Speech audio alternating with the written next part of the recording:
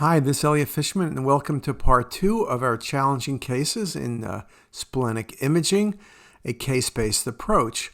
We left off with this slide last time where I mentioned one of the challenges is when you have masses that appear to be solid and well-defined. There's a large differential from benign lesions like hemangioma and hamartomas to malignancies to those in-between processes like hematoma. And there's some unusual splenic tumors, littoral cell tumors, and SANTs, and we're going to cover all of those in this session. So hemangiomas, most common benign splenic tumor, can be single or multiple, may enhance similar to a hepatic hemangioma, but it's important to remember that's relatively uncommon. Most hemangiomas, 90% in the liver, have peripheral puddling and filling in. That's not the case with splenic hemangiomas. And you can see multiple splenic hemangiomas in syndromes like Klippel-Trenaunay-Weber, where the entire spleen can be involved by hemangiomas and or lymphangiomas. So here's classic splenic hemangiomas, multiple small vascular lesions, little feeding vessels nearby, very nicely shown on these images. What else can you think about? Metastasis from renal cell carcinoma, I guess, but not many things. And normal size spleen, incidental finding, hemangiomas, and you can see them nicely on the arterial phase. And in a classic pattern, these become isodense on the venous phase imaging. And you could see, no matter how hard you look, you really can't see them. Oh yes, by the way, this patient has a markedly dilated pancreatic duct, but those splenic lesions were hemangiomas. Another case, you can see a splenic lesion. It's about 2 centimeters in size. It has some peripheral enhancement, kind of like you would suspect with a hepatic hemangioma, perhaps. And then you could see that, you look at the lesion again, here it is well defined, sharply marginated. Well, what else could this possibly be? You begin to run out of choices. There just aren't that many things that could be hemangioma. Doesn't look like a hamartoma. I guess you could think about Mets in theory. Angiosarcoma, I'm just naming vascular lesions. Incidental finding, hemangioma, next case. You can see it nearly becomes isodense, fills in, still a bit brighter than background spleen, but a hemangioma. Here it is again. Now, when you look at this lesion, I also want to make the point, this is a solitary hemangioma. You can see multiple, as I showed you in the first case, but again, showing you a bunch of different images, I just want you to get a feel. And again, I'm showing you 2 cases that behave somewhat like hepatic hemangiomas. And again, that washout, a bit brighter, homogeneous, very nice for hemangioma. And then here it is side by side. So just take a picture of that. That's a very good song by one of the Eagles, by Don Henley. Take a picture of this. So take a picture of this in your mind. Another hemangioma. You see, now you have a larger lesion. There maybe is some enhancement in the periphery at about 9 o'clock, but it's a well-defined lesion. But then you notice there are multiple other lesions which are not uncommon hemangiomas. But you could think about other things. Could you think about Mets? Sure. Could you think about abscesses? Less likely.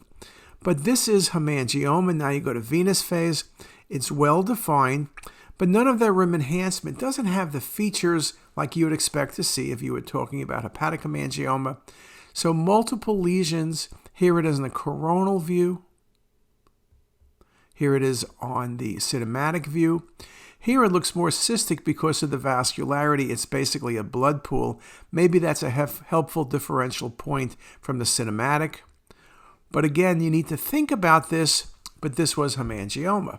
I mentioned Klippel-Trenaunay-Weber syndrome. Here the spleen's enlarged. There are multiple splenic lesions. This was multiple hemangiomas.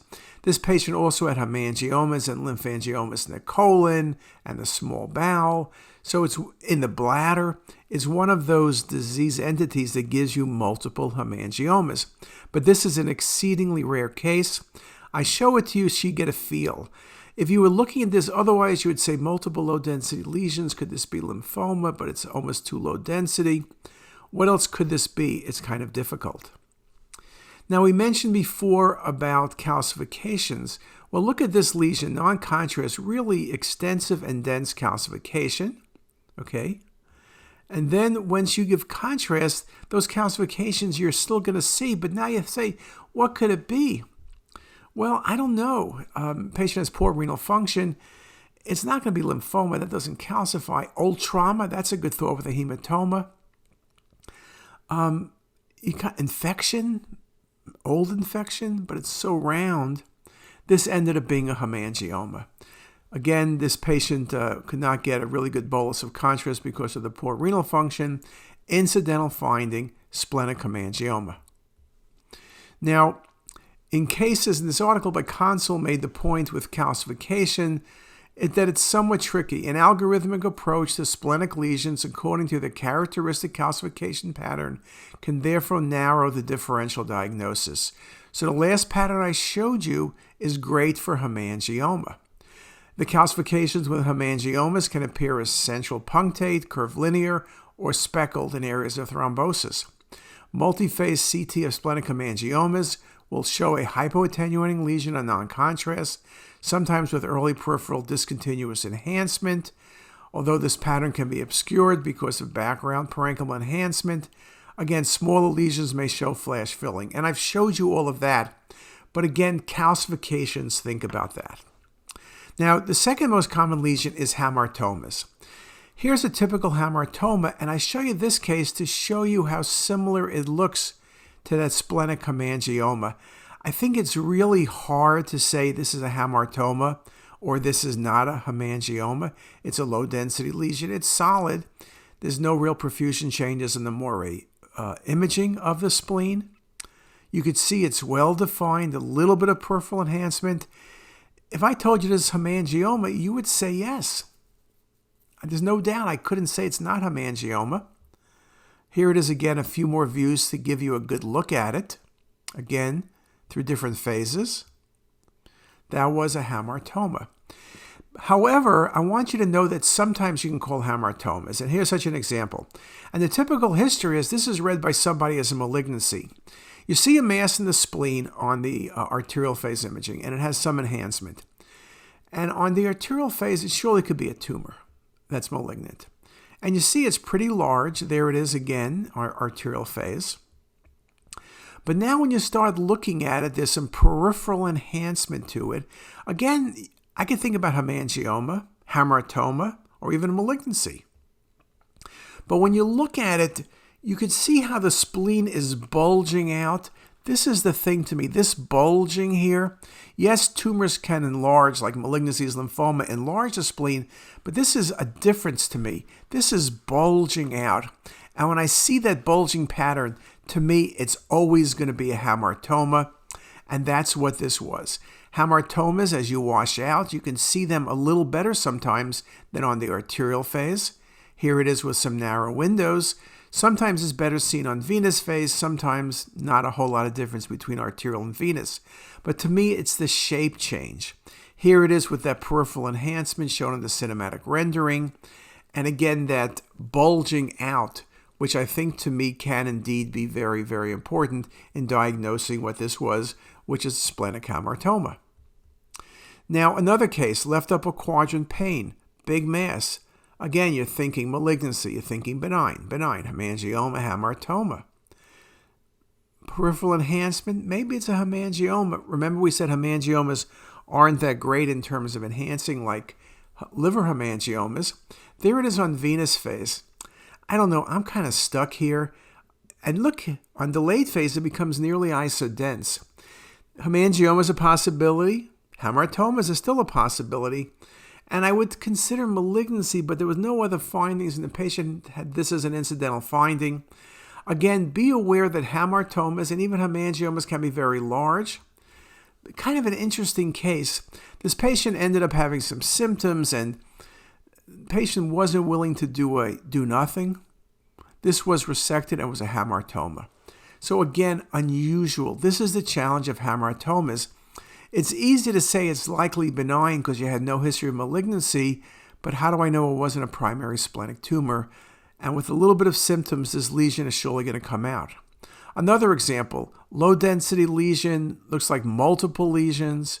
Very similar to a case about 3 cases ago. Thinking about the differential, what could it be? Again, Hamartoma Hemangioma. Well, you were wrong. This was taken out. It was a littoral cell angioma. And you say, what the heck is that? Is an incidental finding in an asymptomatic patient or sometimes abdominal pain. The physical exam can recognize splenomegaly. The patients can have other features like anemia, thrombocytopenia, hepatitis, cirrhosis, or portal hypertension. It's a vascular tumor arising from the cells lining the splenic red pulp venous sinuses, hence the name littoral cell. It's a rare splenic vascular tumor. Again, the problem is there's no way of just calling that lesion. You can see the differential includes other vascular lesions from hemangiomas to lymphangiomas to hamartomas to angiosarcoma. And the bottom line is the way you make the diagnosis is you take it out. So again, littoral cell tumors. If you're not sure what a lesion is, I would put this in the differential. It's rare. You may look like a genius one of these days. Again, very, very difficult. People have looked at ultrasound and CT, MR, even PET, and it's really been of no specific value. And here it is again, just to get a feel of it. But boy, multifocal, but hemangiomas can be multifocal. Hamartomas typically are solitary. Another case, low-density lesion in the spleen. Patient had some vague symptoms, and no one knew what this was. Could be an abscess. Could be tumor, I guess, right? There it is. And it's hot on the PET scan. So you say, hot on the PET, maybe it's lymphoma or metastatic melanoma. Here it is in MR, low-density lesion with a capsule, high signal intensity or moderate signal intensity. Again, what are we dealing with? This was a SANT, Sclerosing Angiomatoid nodular transformation of the spleen. Now that is a mouthful, and that is a rare lesion. 30 reported cases, non-neoplastic vascular lesion, differential diagnosis, everything I've just shown you. Very rare. I think I have 2 cases. That's one of them. So it does make the point that splenic lesions can be challenging. Again, incidental finding. Again, patients have pain usually after you tell them they have a lesion. Splenectomy ends the day. So again, I do want to make the point that although the literature may say otherwise, splenic lesions can be challenging, and sometimes we simply can describe them, and the clinician's going to have to make a decision, and often that decision will be to do a splenectomy. And in this article we wrote, while several imaging features of SANT have been described in the literature, it is not possible to make a prospective diagnosis on the imaging findings alone. We rarely say that. I don't think I've ever said that about anything except for this. So something to keep in mind. Again, SANTs typically remain stable over time. They can grow, but there's very few reports, so it's really hard to make a real comment about that. Again, in our experience, we had 5 cases, which is pretty impressive. Now, what else can I look at? What about massive splenomegaly? If I see massive splenomegaly, I can think of something as simple as mononucleosis, or something systemic as Gaucher's disease, or with super big spleens, I'm thinking of CLL or lymphoma. Here's a good example of CLL. Look at the size of the spleen pushing on the patient's stomach. You're not going to confuse this with a benign lesion. When the spleens get very large and they're infiltrated, and you see this salt and pepper appearance, that's a very good sign for CLL. The spleens often go down into the pelvis. You can see it on the coronal view. There it is there, down to the pelvis. Salt and pepper appearance. Really good for CLL. Now, sometimes the spleen can be large and low density, and I put this one in because I don't want you to make the mistake. Here, what you're looking at is an infarcted spleen. There's basically no flow. It's not infiltration, it's infarction. This patient had a recent Whipples, an unusual complication post-Whipples, but you can see the entire spleen is low density, or essentially almost the entire spleen. It's a large infarct. There's some splenic tissue. Again, I don't think you're going to make that mistake because it's so cystic here. You have the history of surgery, but also the appearance is a global infarct. So let's go back to other things. Here I'm giving you a big spleen, and I'm showing you sclerotic changes in bone. No focal lesion in the spleen, but it's diffusely infiltrated, but doesn't quite have the salt and pepper of the last case. But you could see coarse bony changes. The spleen is going into the pelvis. You are thinking about things that involve the spleen and bone. I'm always thinking about leukemia, CLL, something like that. And again, the bony changes nicely seen on bone windows. Again, this was unusual, okay? Again, a big spleen. You got to think lymphoma. You got to think myelofibrosis. Thalassemia can fool you. You can get extramedullary hematopoiesis. You can see beautiful changes in bone, the really big spleen. Now, the patient had thalassemia. They knew that, but the spleen was so large they really worried about lymphoma, which is why the patient had a splenectomy, and at PATH, this was extramedullary hematopoiesis. So let me tell you a couple points. Typically in Mediterranean countries, thalassemias can be classified according to the chain involved. In beta thalassemia, which was the case here, there is deficient synthesis of B globin, while in athalassemia, there is deficient synthesis of A globulin. Extramedullary hematopoiesis can arise in many places: liver, spleen, kidneys, adrenals, and para-aortic region, and in bone. Now, with thalassemia, you could see big mediastinal masses looking like lymphoma, typically in the posterior mediastinum. You could see them in the para-aortic region where they simulate adenopathy. Again, like in this case, the enlarged spleen simulated a malignancy. Same thing could happen in the liver. And again, the bony changes make you think of some dyscrasia, myeloma, leukemia, are just some examples. Now, I mentioned also when you have a big spleen, there are sometimes systematic processes, or systemic processes maybe is a better description. Big spleen, some calcifications. This patient ended up with Gaucher's disease, had the most impressive femurs you've ever seen.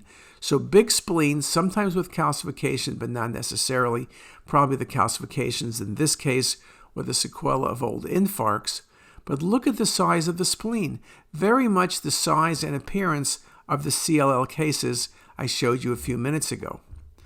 Another patient, look how big the spleen is. It's pushing against the stomach. It appears to be infiltrated. I'm thinking lymphoma, okay? It doesn't look like hemangioma, hamartoma. It's big. Could it be leukemia? Could it be lymphoma? Some para-aortic nodes. I'm thinking about that. Definitely. Look at that mass effect on the stomach. This is going to come out. Could it be an angiosarcoma? Not vascular enough. There it is, beautifully shown on the cinematic rendering. Again, sort of some of the texture within the lesion. Again, I really like cinematic, so I'm showing you that because in my mind, we published an article about cinematic of the spleen. But I am thinking more about cinematic as texture mapping and defining specific lesions. And this was resected because everyone thought malignancy, and this was an inflammatory pseudotumor of the spleen.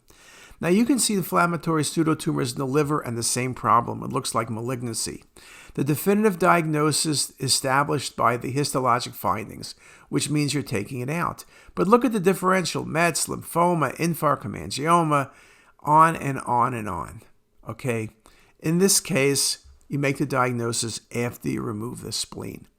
Radiologic tests could orient, but there are not pathognomonic findings.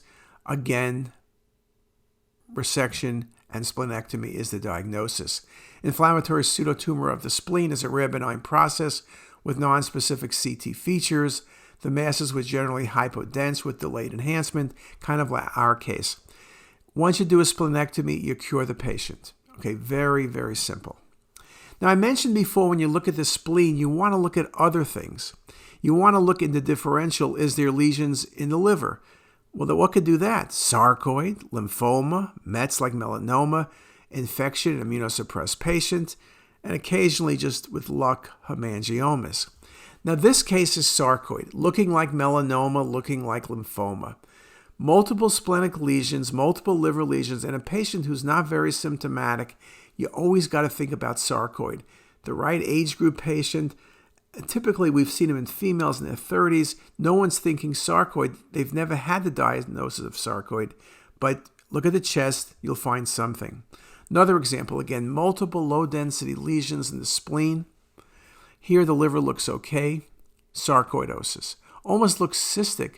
To me, this was a challenging case because it almost looks like multiple cysts or hemangiomas or something else. Or this case, weight loss and abdominal pain. Gosh, Spleen's not big, but look at all the splenic lesions. Look at all the liver lesions. I'm thinking lymphoma. I'm thinking metastasis. Okay?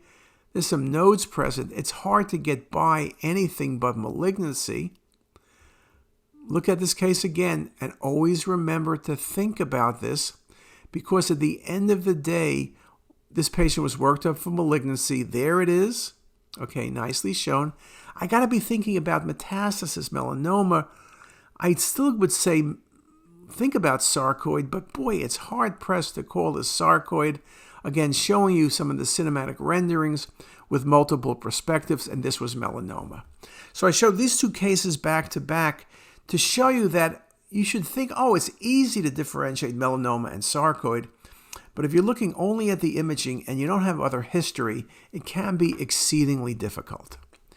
Now, we always think about lymphoma. We talk about primary lymphoma when it involves the spleen only, and then secondary when it involves other areas. And most of the cases are secondary. So here's a case of multiple splenic lesions, but there are liver lesions. There's adenopathy present, particularly left paraortic adenopathy. So now we're talking about a process involving multiple organs and zones, and now you're thinking about malignancy. Yes, you can think about melanoma or other metastasis, but you got to put your money on lymphoma, and this was lymphoma. And again, I'm showing you a number of images just so you get familiar. Another case, infiltration of the liver and the spleen, particularly the liver. But look at all of those nodes by the celiac axis. And now on the venous side, the splenic lesions show better. Splenic and liver and nodes. Yes, I could think about Mets. Yes, I could think maybe about sarcoid. But you got to be thinking that this is lymphoma. Interesting, lymphoma has many patterns in the liver, from solitary masses to just diffuse hepatomegaly to multiple infiltrating, like this case. Another example, large mass infiltrating the spleen, but you see it goes to the capsule, it's multiple. This is not what I showed you when I showed you hemangiomas and hamartomas. And you look further in this case, there's a mass in the pancreas, initially called a pancreatic cancer. This ended up being lymphoma with peripancreatic nodes and extensive splenic involvement, with the spleen secondarily involving the patient's stomach. Just a really nice example. Another case, Hodgkins lymphoma with splenic involvement. The spleen is large, it's infiltrated, there are extensive nodes present. Look at the infiltration. Again, infiltration, big spleen, lymphoma, leukemia, metastasis maybe, but unlikely.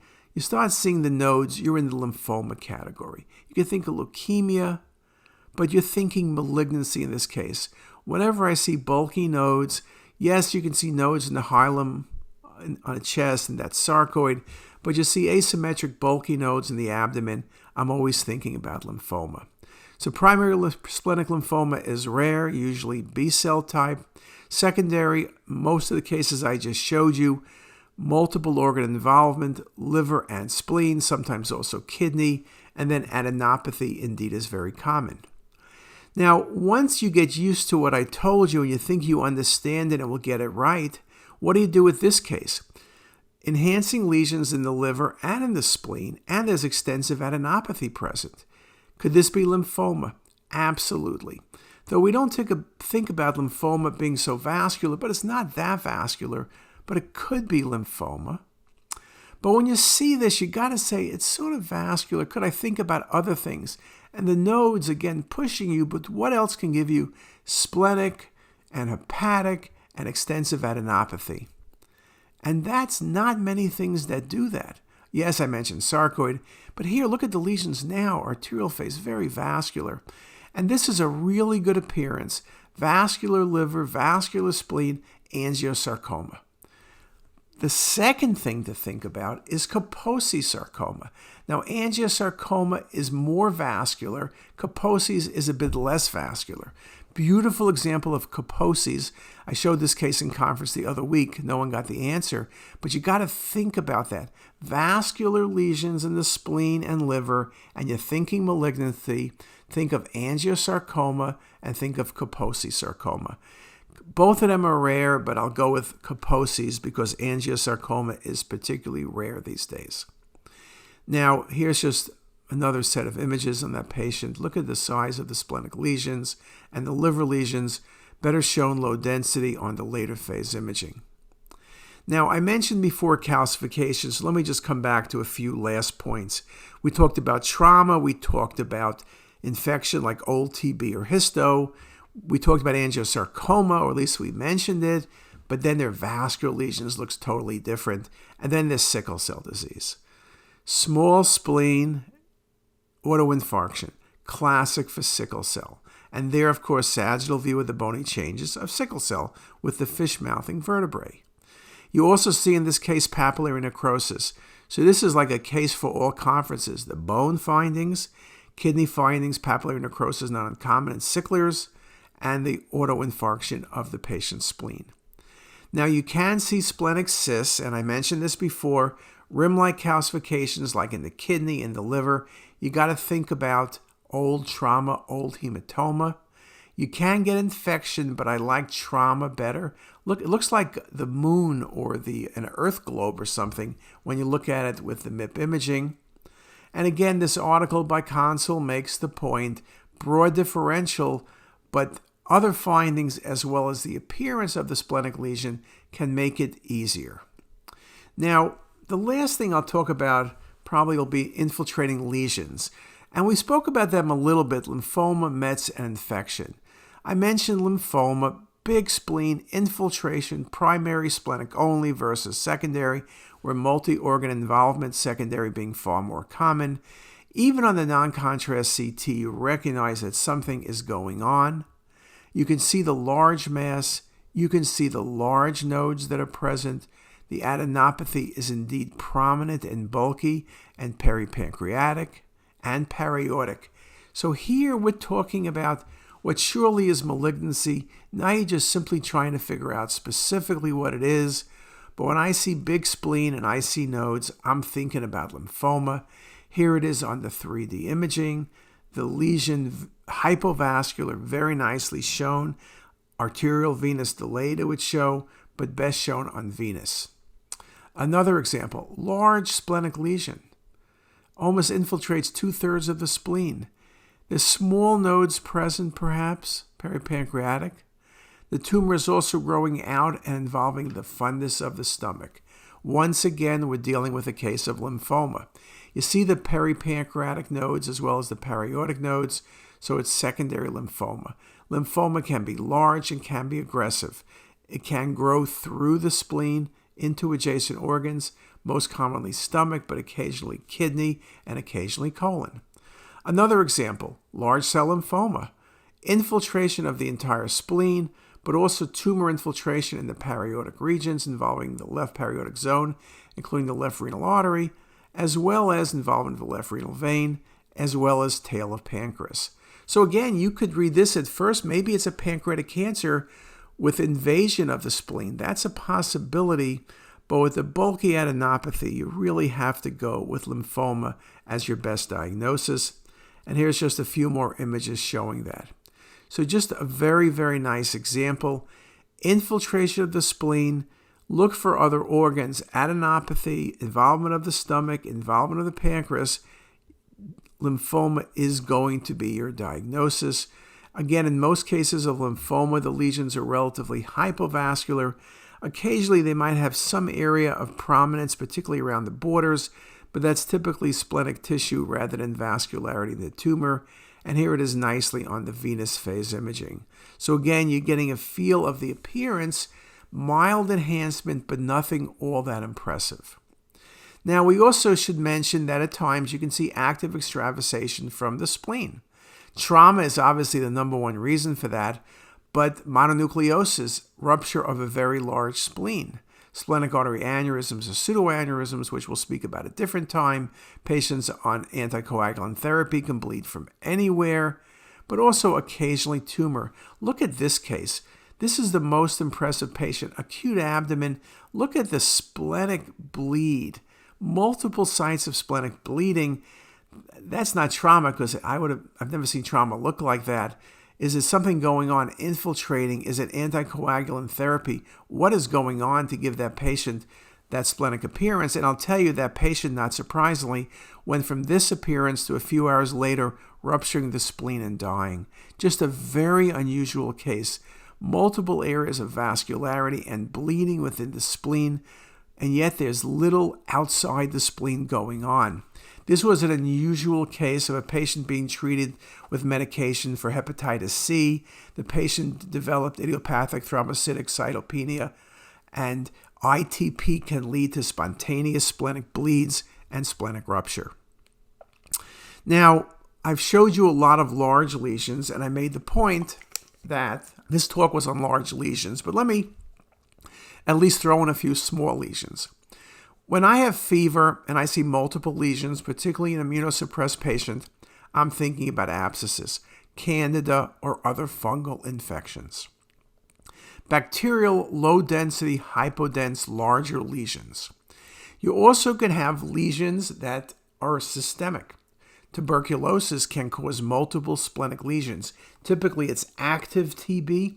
You may see findings in the kidney, you may see findings in the liver, or you may see findings only in the spleen.